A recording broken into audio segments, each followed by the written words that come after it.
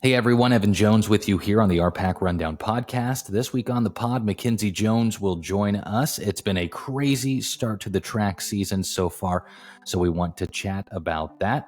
Also, we have Athletes of the Week brought to you by First Central Bank at the end of the show. As always, check us out on social media and rpacrundown.com. Also, just want to let you know, RPAC Rundown Overtime is live. Some great stuff on there, some great content. So be sure to subscribe. As we mentioned in the last couple of podcasts, it's super affordable, $3 per month plus tax or $30 per year plus tax to get that exclusive content on the RPAC Rundown Overtime. Of course, the RPAC Rundown podcast is brought to you by a bunch of great sponsors like Arapahoe Rehab and Fitness, Cambridge Supermarket, Webb's Oilfield Service, Cambridge Rehab and Fitness, Onyx Native, and C+. We'll take a break. Be right back.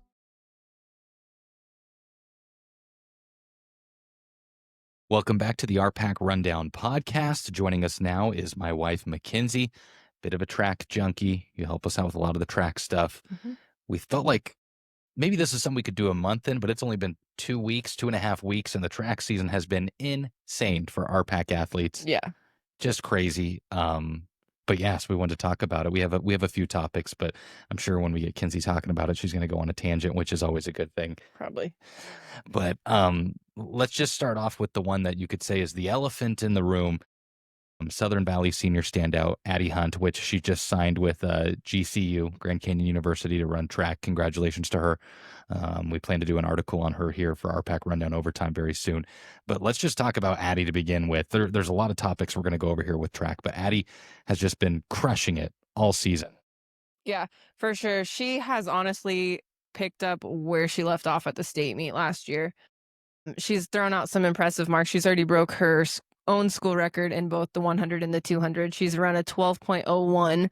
So, I mean, it's safe to say that we could maybe see her sneak into an 11, break that 12 mark and get into an 11s, but we'll just have to see how her season progresses. And then in the 200, she ran a 24.57. So she's moving right along. She's put in a lot of work, is what she's talked to us about in some of her interviews and stuff. And so she's been really working hard, putting her nose to the ground and grinding through it. And I mean, her quarter time is not far off either. She's run a 59.73 so far this year. So she's moving right along, and it'll be fun to see what she can do. She is in Class C now, so that is a little bit of a different just element to it. Yeah, just another. Yeah, exactly. And so it'll be interesting to see how that translates over. But so far, she's setting some pretty great marks that'll be very competitive in Class C as well. And she's not a bad long jumper, too. No, she's not. That's the crazy. She's, I think, 17.5 so far this year. And so I think her best is not much. I mean, 17.11 or something like that is what she jumped at state last year. So we can expect probably another long jump performance from her too. Yeah, it's been fun to watch her compete again this year. We're kind of in a golden age, and that's why it felt important to talk about it. We're kind of in a golden age of track athletes right now in the RPAC. I mean, and that's not to discredit anything in the past. It's just the last couple of years, you could kind of see this coming with the sophomores that are now seniors, 2 years ago when we started this, and, so on and so forth. So it's kind of something that we felt like we really need to shed light on this. And Addie's one of them. The other one thing is like, the district meet last year, I know we've talked about this before, but getting all 1st through 8th place into the state tournament. The 100-meter dash. Yeah, that's just crazy. That's just crazy because, I mean, that was the RPAC minus a couple and plus a few, but like, how crazy, like, that's never happened before. So, like, exactly like you said, like, we are spoiled right now with some fantastic track competition. And so it is just so much fun to watch and take in. Yeah. So the next one, the individual that kind of stands out is Marcus Hernandez of Bertrand. Yeah. Continues to vault at a high level, runs long distance at a high level. We went and caught practice this week, which was kind of fun to do. Just talk a little bit about Marcus now. Yeah, Marcus is a phenomenal kid. He works very, very hard. He vaulted 14.9 at Southern Valley to set the new Bertrand school record. And talking with his coaches and stuff yesterday, they're not trying to put any pressure on him. It's all at Marcus's pace and like what he can do. And obviously, especially with pole vault, when you're going that high, it's all about the elements and stuff like that. So winds play a factor, but they hope to see him at least tease a shot at state record. So we'll kind of see how Marcus continues to do. Yeah, it'll be really fun. Another Bertrand athlete. It caught my eye right away, throughout the season, or early, just some of the events that she was doing. Shelby Shaney, we got a cool piece on RPAC Rundown Overtime coming up with her too. She's running anything from the mile, the 2 mile, 300-meter hurdles, and vaulting. Yeah. All that. So it's just impressive, mentally and physically to do that. Yeah. And so she's primarily been sprints and hurdles coming into this year, but she has only run the 1600-meter twice, and she's ran her best is a 5:50.25. And the first time ever running the 2 mile at the Highline Invite, she busted out a 12:35.66. I think on the Bertrand top 15 list, that put her like 6th or 7th, like that. So that's just impressive. I kind of relate to Shelby in some way too, because in high school I was mid distance to distance, but also pole vaulted too. And so it was fun just talking to Shelby and like talking to her about it and how it is so challenging to finish a 2 mile and then you get to walk back over to the pole vault pit, pick up a pole, and try your best to get over it when you're dog tired. But she competed hard and she did well. And so it'll be interesting and fun to watch her continue to grow in whatever events they continue to throw her in.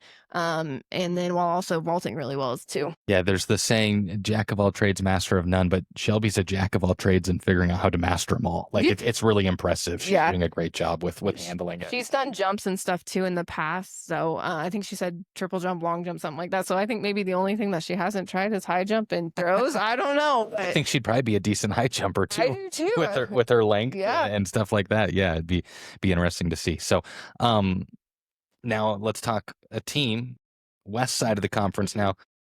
2 teams, and they're from the same school. Dundee County Stratton girls and boys. What a season so far for them. Yeah, it's been impressive. Coach Spargo has had those kids ready to roll. It's been crazy. Clara Spargo also picked up exactly where she left off at the state meet.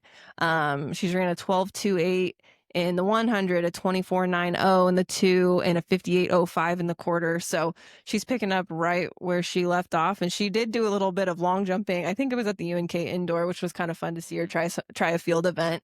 But then her sister Abby, freshman, I say she's making an impact right away. In the hurdles specifically, she's run a 15.73 in the 100 and a 46.46 in the 3s. So, and then that fills up their relays, their 4x1s, their 4x4s is extremely competitive too. And we cannot forget about Kennedy Bailey in the throws. She has had monster throws this year already. Shot put, she's thrown 45 feet 10 inches, and in discus she's thrown 147 feet 8 inches. She breaks her own record every week, it seems like. Basically, if she's touching a implement, she's gonna set a record. She's the pace that she's been on, so that's been so much fun to watch. But then on the boys' side, they are able to score points in nearly every single event. With Brock Bailey in the throws. Carlos Diaz has had a strong season too. He's picking up some points for him there. Their sprints, they just broke their home meet record on Tuesday with a 43.72, which was Kevin Garcia, Blaine Aldridge, Ethan Latta, and Lakin Wisink. So they cover the sprints really well. They cover their field events really well, jumps. It's just been really fun to watch that entire school perform the last couple weeks. Yeah, it's going to be fun to see what they're able to do at districts and what they can get down to state. And I'm not as well versed on what's happening across the state, but they might be able to push for some hardware down at Omaha, as a team and a bunch of individuals. Yeah, it'll be interesting. Coach Spargo likes to tinker throughout the season. They're not doing the same events all the time. He's not fully loading them either. So he keeps us on our toes because we never know what the kids are going to be in. And so it'll be interesting to see kind of where he sees the kids able to have the most success while also scoring the most points possible for the team. So it'll be fun to watch and see kind of how the puzzle maybe comes together. Yeah, and his passion for track is crazy, bar none. I mean, it's pretty awesome to see. Yeah. There's some things that we won't get to everyone. That's the hard thing to do with the conference this big. But I think it'd be interesting, Kinsey. What are some things that have been surprising early so far? I know there's things like Will Casey, running a 50.20 in the 400 this last week and stuff. So what else this season has been kind of some early surprises or just some numbers that are worth noting? I mean, I think it's just crazy. Specifically at the Dundee County Invite, there were 13 new meet records set that day. Yeah. 10 of them belong to the RPAC. Maywood Hayes Center girls relays broke 2 meet records. Arapahoe's girls 4x4 has set a new meet record. I think that was at Wilcox Hildreth. Southwest girls set a new meet record in the 4x1. So they're just, we're fast right now. We have impressive marks. Just across the board has been so fun to watch. And even the ones that aren't hitting record marks, they're teetering them. They're pushing. They're close. And it's so fun then to see the kids give each other hugs, high fives at the end of the races too. They're pushing each other and they're using each other. And it's just been really fun to watch and see. Yeah. So no, it's been really fun so far this spring. Like we said, we're hoping to do this maybe a month in, but we might have to do it every 2 weeks. It seems like with how things are going, and yeah, it's been great. And with adding the 2 teams, Highline and Sutherland, it's going to make that conference meet coming up in 3-4 weeks really interesting. It's going to be a lot of fun, but been a great spring so far. Kinsey, of course, she coaches the vaulters for Cambridge, so you've been able to work with some of the Cambridge vaulters, which has been a lot of fun too. And so you get to see a lot of good track all the time. Yeah. So, pole vault at RPAC is going to be spicy. It is. Yeah. A lot of people that could potentially find themselves at state, depending on automatic qualifying heights, if they're able to hit that are from the RPAC too. That's what's going to be crazy is they're going to have to hit automatic in most of the districts that these RPAC kids are at, because there's so many kids that if they want a chance, they're going to have to hit that auto. Yeah. So, well, anything else to add, Kinsey, or is that about it for right now? I mean, we could keep going. We could. And it's just going to be so exciting. We're this far into the season and have already had a complete blast. So we know the kids are going to keep us on a ride here for the last little bit of the season. It's been a lot of fun. The spring goes fast, so we want to make sure that we document it the best we can. Yeah. So, well, thanks for joining us. All right. Yeah, no problem.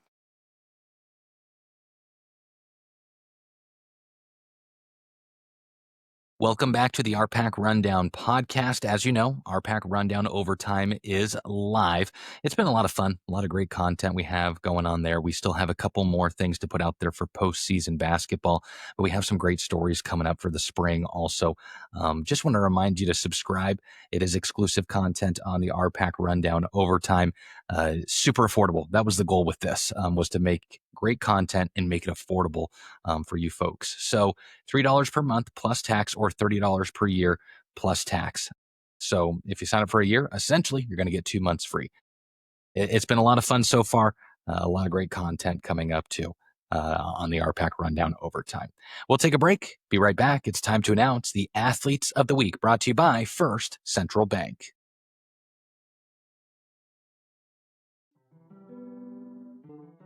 Welcome back. It's time to announce the RPAC Rundown Athletes of the Week, brought to you by First Central Bank. Let's plan for tomorrow together. First Central Bank, member FDIC. Our female athlete of the week goes to Shelby Shaney of Bertrand. At the Highline Invite last Tuesday, Shaney placed first in the mile with a time of 6:05.26, first in the 2 mile with a time of 12:35.66, second in the 300-meter hurdles with a time of 49.79, and tied for second in pole vault with a vault of 8 feet 10 inches. Our male athlete of the week goes to Will Casey of Arapahoe. At the Highline Invite last Tuesday, Casey set a new meet record and a school record in the 400-meter dash with a time of 50.20 seconds. He was also a member of the first place 4x400-meter relay team with a time of 3 minutes 43.13 seconds. Once again, our Athletes of the Week are brought to you by First Central Bank, member FDIC. That will do it for this week's episode of the podcast. Of course, we got to thank a bunch of great sponsors of the podcast, like JBK Operating LLC, Scouts Recreation, First Central Bank, Cross Diamond Cattle Company, Tri-Valley Medical Foundation, and Prairie Girl Candle Company. Hey, thanks a bunch for tuning in. We'll catch you later.